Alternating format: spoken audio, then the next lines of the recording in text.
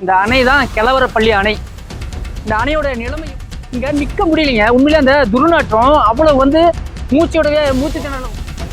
அந்த மாதிரி தண்ணியா இல்ல நம்ம ஊரு கிருஷ்ணகிரி இது எங்களுக்கு எப்படி சொல்றது, ரொம்ப பெருமைக்கும் கரப்ஷனுக்கும் விலை போகக்கூடிய இந்த அரசியல்வாதிகள் எங்க ஊர்ல இருக்காங்க இல்லையா, அதை நினைச்சு எங்களுக்கு ரொம்ப பெருமையா இருக்கு. இதை பத்தியெல்லாம் அவங்க கண்டுக்கவே மாட்டாங்க.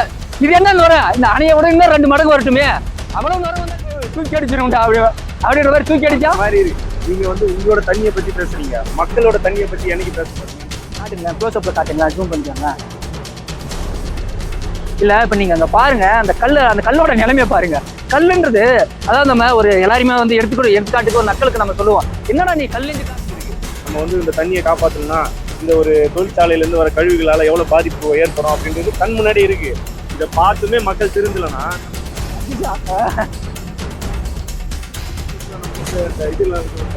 பபுள் சுடுவோம்ல அந்த மாதிரி பொதுமக்களுக்கும் இறுதியாக நாங்கள் ஒன்று சொல்லிப்போம். எங்கள் ஊர் பகுதியில் இருக்கக்கூடிய மக்கள் சார்பில், பொதுமக்கள் சார்பில், விவசாய வேளாண் பெருங்குடி மக்கள் சார்பில், இங்கே இருக்கக்கூடிய ஆட்சியாளர்களையோ மற்ற யாரையாச்சும் நாங்கள் ஏதாவது தவறாக பேசியிருந்தா எங்களை மன்னிச்சிடுங்க. நன்றி.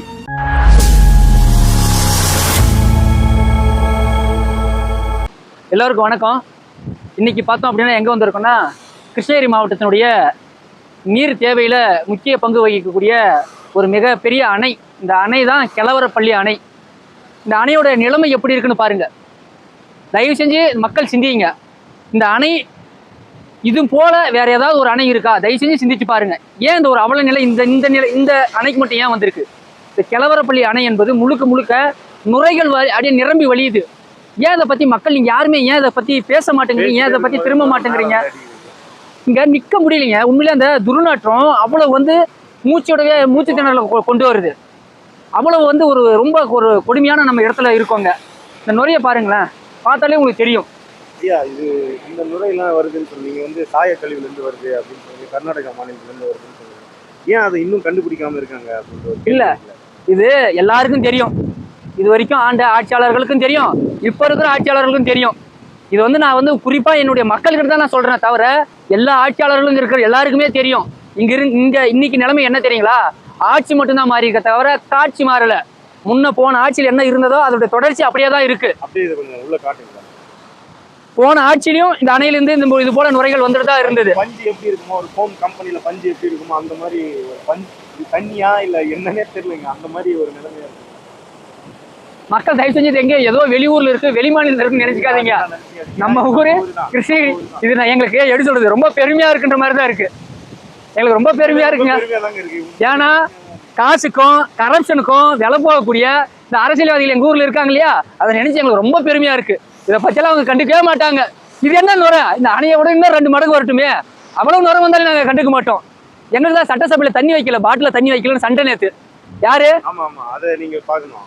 பிரேமலதா விஜயகாந்த், அதை பாத்தீங்களா? பார்த்தேன். பிரேமலதா விஜயகாந்த் வந்து சொல்றாங்க, எங்களுக்கு வந்து இந்த மாதிரி கிளாஸ்ல கொடுக்காதீங்க, எங்களுக்கு வந்து பெட் பாட்டில்ல கொடுங்க அப்படின்னு சொல்றாங்க. வச்சா தூக்கி அடிச்சானே, தூக்கி அடிச்சிருந்தா அப்படின்ற மாதிரி தூக்கி அடிச்சா மாதிரி இருக்கு. நீங்க வந்து உங்களோட தண்ணியை பத்தி பேசுறீங்க, மக்களோட தண்ணியை பத்தி என்னைக்கு பேச போறீங்கன்ற ஒரு கேள்வி இருக்குல்ல.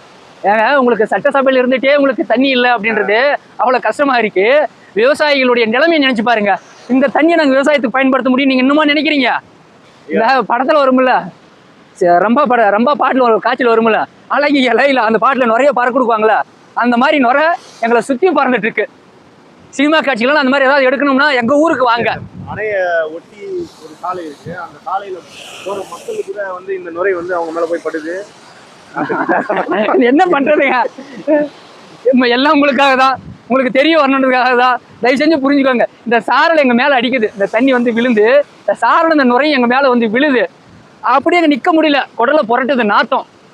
நீங்க எல்லாமே மக்கள் வந்து எல்லாமே என்ன சொல்லிட்டு இருக்காங்க, குறிப்பா சென்னை வாசிகளுக்கு உங்களுக்கு நான் சொல்லிக்கிறேன். சென்னையில வந்து ஒரு ஆறு வந்து இன்னைக்கு சாக்கடை ஆகி போச்சு, கூவமாறு வந்து சாக்கடை ஆகி போச்சு அப்படின்றத இன்னைக்கு நிலைமை நம்மளால அதை காப்பாற்ற முடியலையே. ஐயோ, இது ஒரு காலத்துல எப்படி இருந்த தண்ணி நீர் ஆதாரம் தெரியுமா சென்னைக்கு அப்படின்னு சொல்லிட்டு இன்னைக்கு இருக்கக்கூடிய மக்கள் சென்னையில இருந்து பேசிட்டு இருக்கீங்க. அது போயிடுச்சு. இது கண்ணு முன்னாடியே பாருங்க. ஒரு ஆறு வந்து உங்களுக்கு எப்படி கூவ நதி ஆச்சோ அதே போல ஒரு டேம் இங்க கூவ நதியா மாறி இருக்கு. அது வந்து ஒரு கழிவு நீர் தான், ஒரு ஆத்துல கலந்து அது வந்து யாரும் குடிக்க பயன்படுத்தல. இது வந்து விவசாயம் பண்ண பயன்படுத்துறாங்க, குடிக்க இதுதான் நிலத்தடி நீரா மாறப்போகுது. இந்த மண்ணு இதை சார்ந்துதான் இருக்க போகுது. அப்படின்ற பட்சத்துல இதெல்லாம் ரொம்ப கொடுமைங்க இதெல்லாம். கொடுமை இல்லைங்க, எங்களுக்கு பெருமைங்க. எங்க ஊருக்காரங்களுக்கு எங்களுக்கு பெருமைங்க. ஏன்னா 15 வருஷமா உங்களுக்கு கோவமே வரலையே. கோவம் வராது. அதான் அந்த செருப்பை கழட்டி அடிச்சாலும் சரின்னு சொல்லிட்டு வாங்கிட்டு இந்த நுரை இல்லை, இன்னும் எவ்வளவு நுரை வேணாலும் விட்டுக்காங்க அப்படின்னு சொல்லிட்டு போற ஆட்சியாளர்கள் இருக்கும்போது இங்க எங்களுக்கு எதுவுமே பிரச்சனை இல்லை. 15 வருஷமா நீங்க சொல்றபடி எல்லா ஆண்ட கட்சிகளும் வந்துருச்சு. அதிமுக வந்துருச்சு, திமுக வந்துருச்சு, தூய சக்தியான தமிழக வெற்றி கழகம் டிவிக்கு. ஆனா இது வந்துமே என்ன பிரயோஜனம் அப்படின்ற ஒரு கேள்வி வருதுல்ல. அதாவது இதுதான் சொல்லுவாருல்ல விவேகா, ஒரு நகைச்சுவையில சொல்லுவாரு, இது வரைக்கும் உங்களுக்கு என்ன பண்ணியிருக்கேன், ஒன்றும் பண்ணல.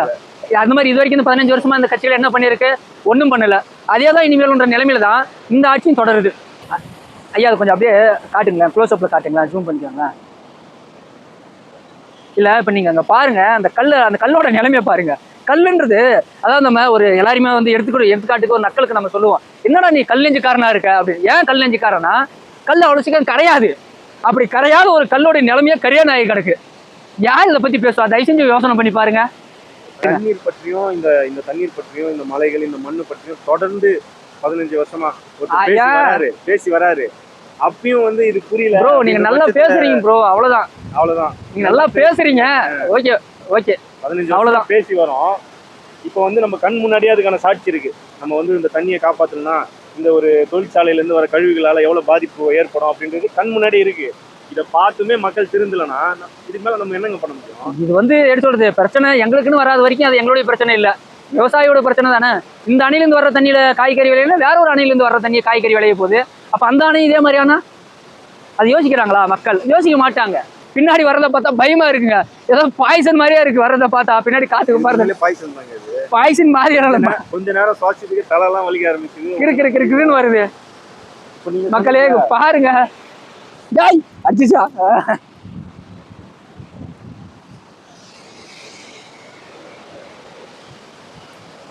பாருங்க, நாங்க காட்டுங்க. சின்ன வயசுல நம்ம வந்து அந்த இதெல்லாம் பபிள்ஸ் விடுவோம்ல, அந்த மாதிரி பறக்குது இது. அதாவது இந்த தர்ம பிரபுவா எதுவும் நினைக்கிறேன், ரஜினி ஒரு படம் இருக்குங்களா, அதாவது எல்லாருமே செத்து மேல சொர்க்கலோகத்துக்கு போனா எப்படி அடியே ஒரே வெள்ளை வெளியே அப்படியே ஒரு மெத்தக்குள்ள இருப்போம்ல, அந்த மாதிரி எனக்கு ஒரு ஃபீல் ஆகுது. அன்பார்ந்த அமைச்சர் பெருமக்களுக்கும் பொதுமக்களுக்கும் இறுதியாக நாங்கள் ஒன்று சொல்லிப்போம். எங்கள் ஊர் பகுதியில் இருக்கக்கூடிய மக்கள் சார்பில், பொதுமக்கள் சார்பில், விவசாய வேளாண் பெருங்குடி மக்கள் சார்பில் நாங்கள் ஒரு எப்படி சொல்றது, இரு கரம் கூப்பி உங்கள்கிட்ட கேட்டுக்கிறோம். தயவு செஞ்சு இந்த கோரிக்கை வந்து ஏற்றுக்கங்க. தயவு செஞ்சு எப்படி சொல்றது, இதுக்கு மேலே எங்களுக்கு எப்படி சொல்றதுன்னு தெரியல. காரணம் அப்படி என்னன்னா, இந்த தண்ணி இந்த நஞ்சாகிறத தடுத்து நிறுத்தலாம், முடியாமலாம் ஒன்றும் இல்லை. ஏன்னா ஒரு நிறுவனத்தில் HTP வாட்டர் என்னக்கூடிய அந்த கழிவு நீரை வந்து சுத்திகரிக்கிறதுக்கான அரசு சட்ட விதிமுறைகள் எவ்வளவோ இருக்குது. அது எல்லாமே சரியாக இங்கே கடைபிடிக்கப்பட்டாலே இந்த நச்சு நீர்கள் எதுவுமே அந்த அணையில் கலக்கப்படாது. தயவுசெய்து இந்த எப்படி சொல்கிறது, பொதுமக்கள் எல்லாருக்குமே உங்களுக்கு சொல்லிக்கிறோம். இன்றைக்கி நம்ம வேலைக்கு போகிறோம், அதுக்கான வருமானங்கள் நமக்கு வருது, அதை வச்சு நம்ம மகிழ்ச்சியாக வாழ்ந்துட்டு இருக்கோம். நீங்கள் நினச்சிட்டு இருக்கீங்க, அப்படி கிடையாது. தயவுசெஞ்சு உணர்ந்து, தயவுசெய்து இந்த காணொலி மூலமா உணர்ந்துக்கங்க. இந்த தண்ணி கிட்டத்தட்ட எவ்வளோ தண்ணி வருது, இந்த தண்ணி முழுக்க இல்லைன்னா கூட நம்ம உயிரோடு இருந்துடலாமா போல இருக்கு. இந்த தண்ணி வந்து நம்ம விவசாய நிலங்களையோ நம்மளுடைய அதாவது எப்படி சொல்றது நிலத்தடி நீராக வந்தாதான் நமக்கான அத்தனை நோய்களும் வரும். இது யாருக்கான பிரச்சனை, காணொலி பேசக்கூடிய எனக்கோ இல்லை இவருக்கான பிரச்சனைன்றதெல்லாம் நீங்கள் நினைக்காதீங்க. இது ஒட்டுமொத்த ஒரு தமிழ்நாட்டினுடைய ஒரு அழிவின் விளிம்பில் இருக்கக்கூடிய ஒரு பிரச்சனை. தயவு செஞ்சு இதை சிந்திச்சு முடிஞ்ச அளவுக்கு இந்த காணொலியை வந்து எல்லாருக்குமே பகிர்ந்து ஒரு பேசும் பொருளாக்குங்க. நாங்கள் இந்த காணொலியை போட்டோம் அதனால பிரச்சனை சரியாயிருமான்றதெல்லாம் எங்களுக்கு தெரியல. எங்களுடைய ஆதங்கம் இந்த மண்ணில் இந்த மக்கள் கூட நாங்கள் பிறந்துட்டோம். அதற்காக எங்களால் முடிஞ்ச அளவுக்கு இந்த காணொலிகள் நாங்கள் பதிவு பண்ணியிருக்கோம். நாங்கள் இந்த காணொலி வாயிலாக இங்கே இருக்கக்கூடிய ஆட்சியாளர்களையோ மற்ற யாரையாச்சும் நாங்கள் ஏதாவது தவறாக பேசியிருந்தா எங்களை மன்னிச்சிடுங்க. நன்றி.